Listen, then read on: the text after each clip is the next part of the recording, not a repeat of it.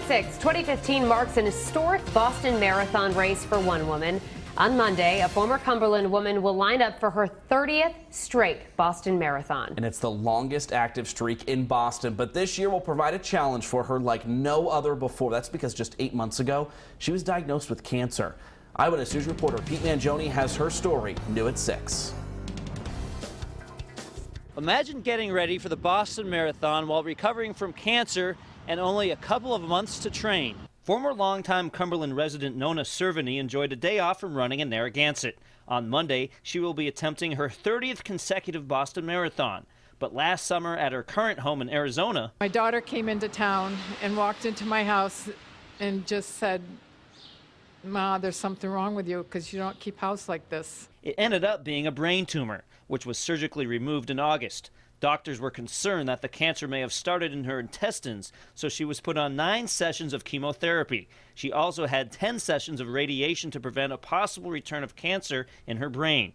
The treatment ended in February, but Cerveny was already doing 15 miles a week in November. The doctor that did the operation for the tumor wants to see me come through the finish line. He wants a picture of me coming through the finish line. Fortunately, no cancer has been detected in her body since the surgery.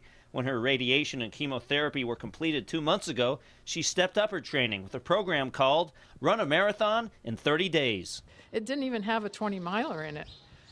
The furthest you went was 14. Obviously, that wasn't acceptable. So in the past 3 weeks, she has added in some 15 and 20-mile runs. It takes forever. I think my 20-miler was 7 hours, so this is going to be an 8.5-hour marathon. That pace is obviously slower than in her prime, but she just wants to finish. There are only 4 other active women runners who have run at least 25 consecutive Boston Marathons.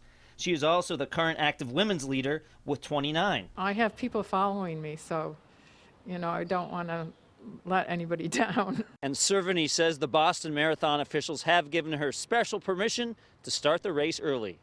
I'm meteorologist Pete Mangione, Eyewitness News.